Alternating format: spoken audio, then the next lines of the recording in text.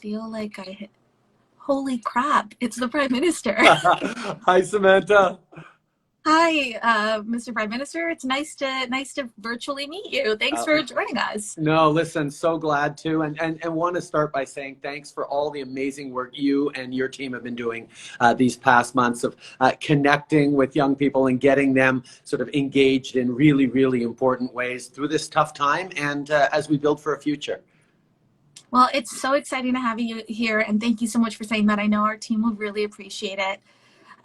So you're here in our house on social media. So we want to make sure that you know that while we get that traditional debates and stuff are set up a certain way, we're trying to not do that. Like the whole point of the vibe check is to talk about what you are going to do, how you want to lead, and sort of get down to who you are and to figure that out. So hopefully you'll join us in doing that.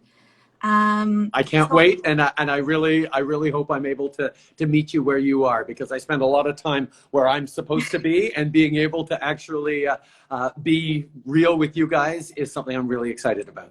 I'm really pumped for that as well. So our first question is, on our project, we do a lot of work around identifying what our volunteers' superpowers are and matching it with people whose superpowers make up for the weaknesses of that person. So what is the Liberal Party and your superpowers, and what is its weaknesses? I think our superpower is that we draw together and include Canadians from every corner of the country, of every different background. You know, we've long been recognized that the Liberal Party is the party of immigration, and that's nice, and that has allowed us to have an incredibly diverse team. And I think those diverse perspectives in creating solutions has been really, really positive. The weakness that goes with it, though, is we are a party that's been around for 150 years, and therefore the set in their ways approach, the history that we were in power when residential schools were being opened, we were in power when the St. Louis was turned back, we were in power when all sorts of dark moments of our country that didn't include people happened, and sort of figuring out how we can continue to be reinventing ourselves while taking responsibility and learning for, you know, what happened over the past 150 years that the Liberal Party was a part of, while saying, okay, now we're bringing in a whole new generation and a whole new set of perspectives to solve these challenges. So when you think about your weaknesses, how do you plan to match that with sort of the superpowers of maybe other parties, other leaders, other people with lived experience? I feel like that's something we try to do all the time in the project. So I feel like I want to know if that's something our government would be into doing as well. It is something that has been at the core of what I did when I decided to step up into active politics. And when my dad was a politician, everyone knew I was a liberal, everything, but I'd stayed away from active politics as a young person. And when I decided to get in, I looked at the Liberal Party and its structures and the dinosaurs in the party and sort of said, okay, we need to change things around. And I went out to get young people in. And that ability to bring in young people, to get people excited and not just stuffing envelopes, but actually creating policy and driving things. I mean, legalization of cannabis, same-sex marriage, those were always driven by young people in the party. How do you get even more young people to realize that politics is a way of changing the world? I mean, we see young people getting involved in various NGOs and various causes because, yes, pushing back against things are important. It's slower to change things in politics, but it's also really powerful, and it only happens if you get in young people. So for me, the way I've reached out is to bring as many impassioned, challenging young people as possible into the party to disrupt those systems that have been in place for too long. Well, yeah, that's awesome. I'm really glad to hear that. I know our time with you is short, so even though I have loads of more follow-up questions, I'm going to keep running through these. So this past year has been like a dumpster fire. In addition to the global pandemic, Canadians have been through a lot this year. We watched the brutal murder of George Floyd. We saw a domestic terrorist attack happen in, sorry, my dog's barking. The domestic terrorist attack against a Muslim family in London, Ontario. And we saw Canadians collectively become aware of the truth of Canada's treatment of Indigenous communities. Yet, and like all three of these events are rooted in white supremacy, and yet that really hasn't been a topic during this campaign. we haven't really seen it like be center stage. And it felt like if any year was going to take this and dismantle white supremacy as a big campaign topic, it would be this one. And I guess I wanted to create space to ask you, what are you going to be doing to dismantle white supremacy, not only as a leader, but in your life and in our country? Well, first of all, I have to recognize that the system that we're part of is designed to advance people who look like me from my kind of background, and I am benefiting from inherent pathways and advantages that are totally unfair. I remember at one point saying, yeah, the system's broken, we need to fix it. And someone corrected me and said, no, Justin, the system's not broken. The system is working exactly the way it was designed to work, to help people who look like you become, in power. We need to change the system. We need to build a different system. And for that, we've done lots, but the big thing is, I'm not necessarily the best person to say what that new system needs to be. I think by definition, I'm probably not. But I can use the power that I've been able to achieve to empower others to do it. So when we're trying to redesign childcare in a way that supports families, we turn to Ahmed Hussein, who came to Canada as a Somali refugee who lived in challenging parts of Toronto and actually was able to achieve a tremendous amount and now is shaping the country for everyone.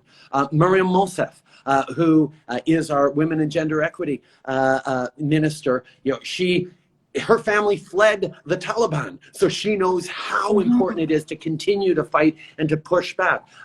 Mary Ng is our Minister of International Trade and Small Businesses. We have people who have those perspectives and those experiences that don't embody everyone, because no one person embodies everyone, but have an understanding and a connection to the lived reality of so many Canadians. And that ability to put forward an incredibly diverse team is what's really exciting. For the first time in 20 years, we might be able to elect a Filipino candidate to the House of Commons. We have 4 of them across the country. That's a community that has been out in front during this pandemic that should be heard in the House of Commons. So I empower the country to move forward by making sure I'm lifting up extraordinary leaders.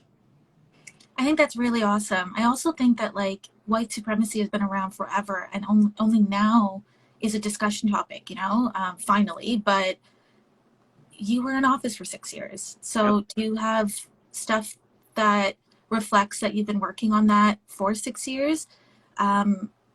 Because I'd love to know that. Yeah. Well, a few years ago, 3 or 4 years ago, we were the first government in Canada, its history, to recognize anti-Black racism explicitly, recognize systemic discrimination and unconscious bias, and commit to working against it, to recognize the UN Decade of People of African Descent, move forward on anti-Black racism, for example, in a really concrete way, not just the justice side of things and the mandatory minimums, which we're moving forward on, but also saying the Black community said, we need better access to capital. Our entrepreneurs can't get loans to start businesses. So we turned around and created a $400 million entrepreneurship fund for Black communities. On moving forward on reconciliation, for example, or Islamophobia. We recognized with M103 in the House that Islamophobia was real and we needed to fight against it. And Iqra Khalid, our MP who put it forward, got horrible hate, not just from the right wing, but from conservative MPs who were telling her she shouldn't be recognizing that. Now, fortunately, a few years later, even conservatives are recognizing Islamophobia. We've made changes. But the thing with that kind of change is it's nowhere near enough. There's so much more to do. And that's why I'm excited about the fact that we have 20 Black candidates running for us across the country, 4 Filipino candidates, 25 Indigenous candidates, a huge number of others as well, 9 Chinese Canadian. I mean, I don't want to get listy, but this idea of making sure that the government and the institutions within government reflect, don't not just look like Canada, but are empowered to bring forward the perspectives and the lived reality of Canadians is so important. I mean, the conversation around George Floyd, where we saw millions of Canadians suddenly waking up to the lived reality of microaggressions and little acts of racism that every racialized Canadian faces and just doesn't talk about. And now, I remember through that stretch and the car door with the indigenous peoples and all the videos and stuff, there was a moment where people who haven't experienced that were having to realize that, wow, the Canada that I live in is very different from the Canada that my friend, who has a very similar life to me on the outside, actually experiences, because she faces these discriminations on a daily basis that she doesn't talk about or complain about, and certainly doesn't want to spend all her time trying to explain to her white friends about.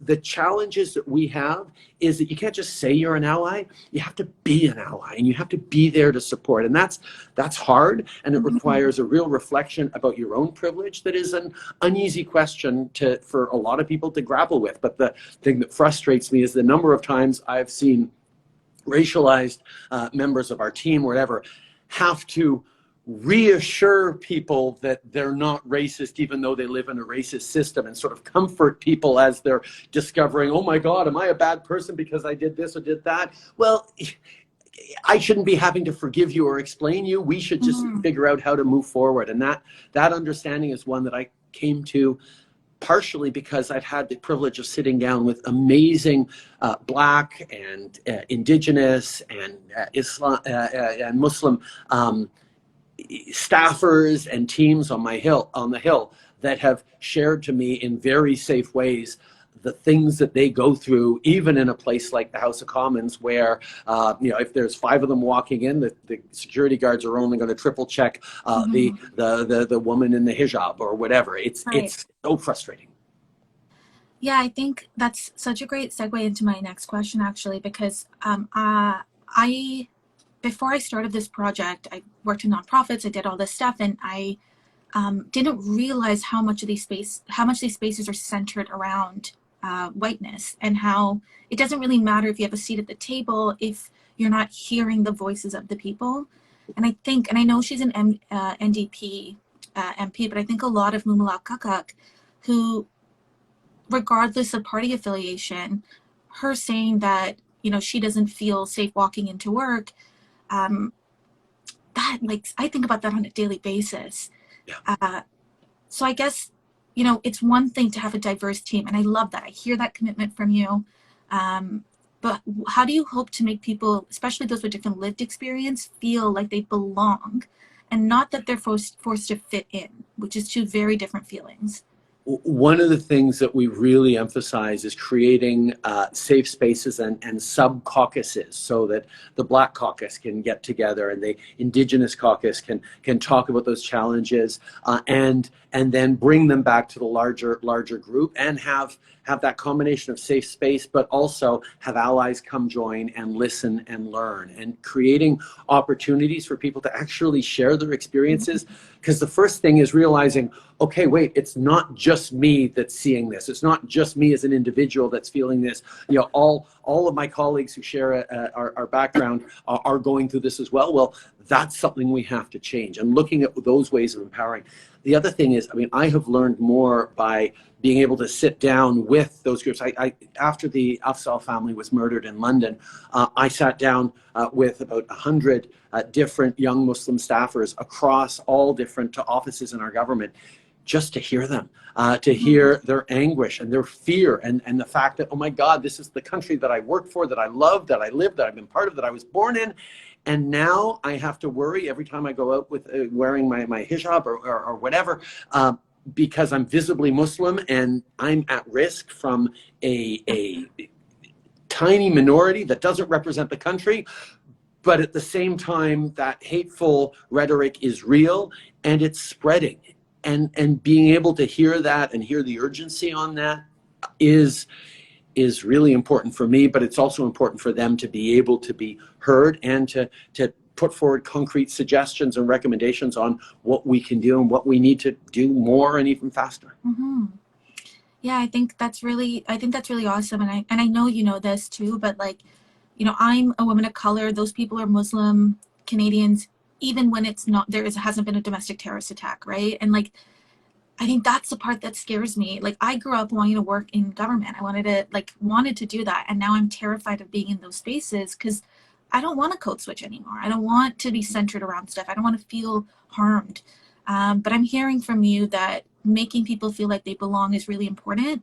I mean, what we've seen though is, I mean, when the Quebec City mosque attack happened, you know, the horrible images out of Christchurch, people are like, okay, well, maybe it's risky to go to mosques, or maybe it's risky to go to our place of worship or to gather.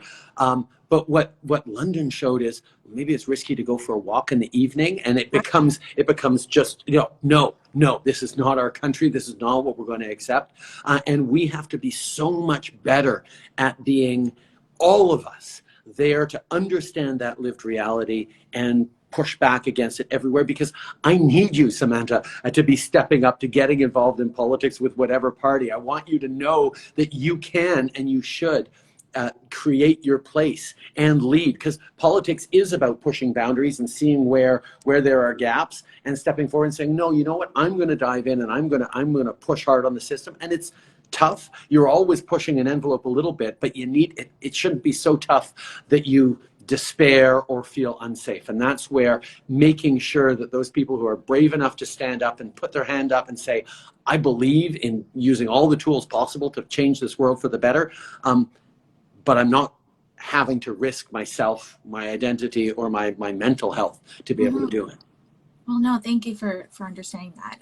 I know that we were only able to get a half an hour with you, but we got a few more minutes. Don't end it too quick. I want to keep going on this.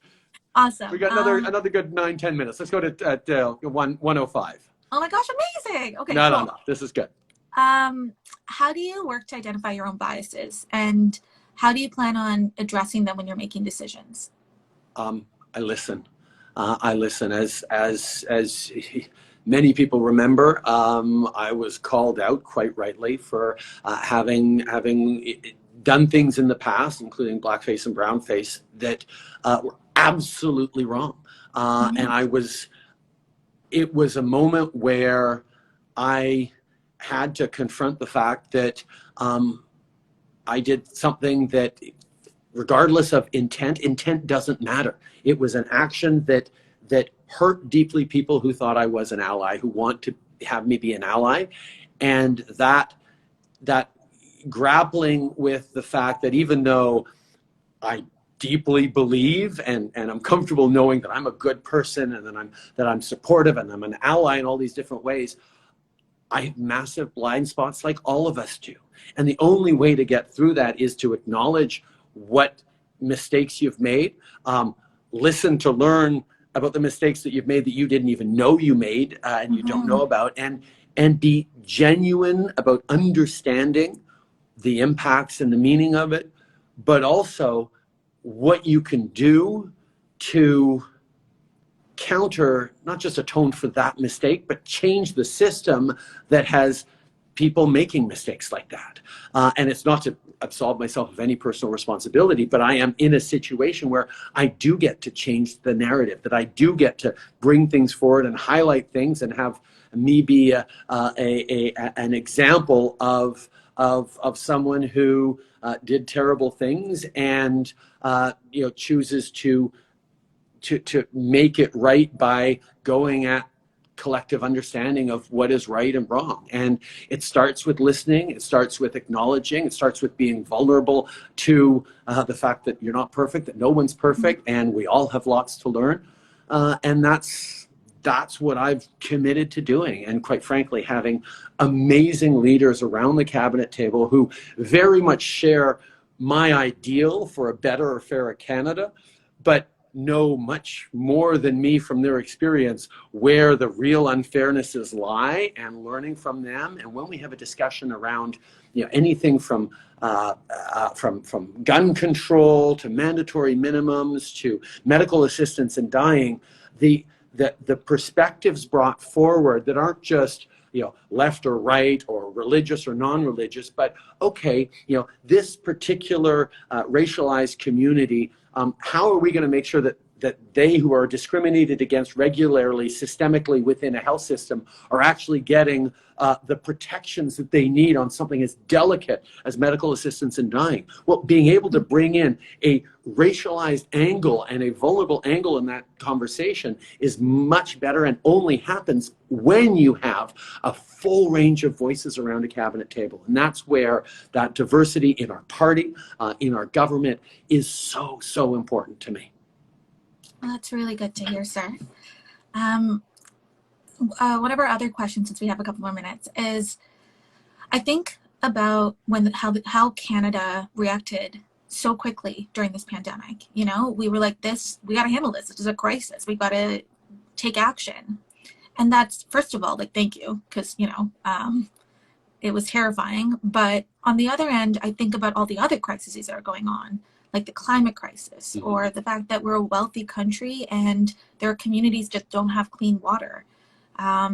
And, you know, the opioid crisis. There's so much going on that we need to deal with, kind of at the same speed at which we dealt with the pandemic. And like, it just feels like I know it's the system, but like I feel like it needs to like evolve and happen faster, because like time is of the essence with these issues. And I have a big grin right now, because that's exactly what I've been thinking of over these past months. The fact is, I mean, you talk about the pandemic, and like I'd come out of my house and talk to Canadians who were freaked out, as we all were, about what do you mean you're shutting down the economy? What do you mean I have to stay home? What do you mean I don't get to go to work anymore? It's like, oh my God, the world is ending. And we knew we had to both reassure and inform and be there. We got the CERB out right away. We supported people. We also moved forward when we got vaccines to specifically vaccinate northern communities faster than anyone else because of the vulnerabilities there. So we were thinking about that. But one of the reasons why we're in an election right now is because through this pandemic, I learned, wow, if you need to set up a CERB that's going to help 8 million Canadians in 2 weeks, you can. You can actually push the levers of government really hard, and people within government will respond and get it done. Well, let's take that intensity and drive to do really big things quickly that we learned during this pandemic, and apply it to the climate crisis, to the crisis of reconciliation, to the housing crisis, to everything. And in order to do that, we have to start now.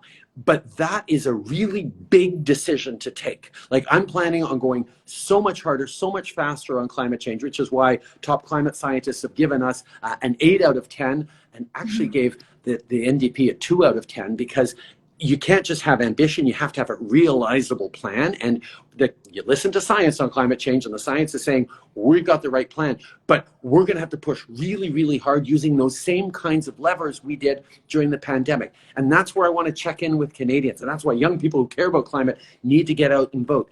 On reconciliation, yes, we made a promise to end all boil water advisories. There were 105 when we came into office. We've now lifted 116 of them, with a few dozen still to go. But there's a plan, and there's the funding, and there's the project leaders in every community that's going to get them done. But it's hard, and we have to push harder and go faster. And that is what I learned, and what our government learned during this pandemic, that, wow, we can go even faster. And going faster, we can't wait a year or 2 years for the official election date. We have to do it now. That's why this moment to get out and vote and say, yeah, we go forward, not backwards, is so important, with a tangible plan to do it. And I'm super excited about that. But we've got to make the right choice on Monday. Yeah, I feel you. Like, I want action, quick action around these things. And I know our community does too.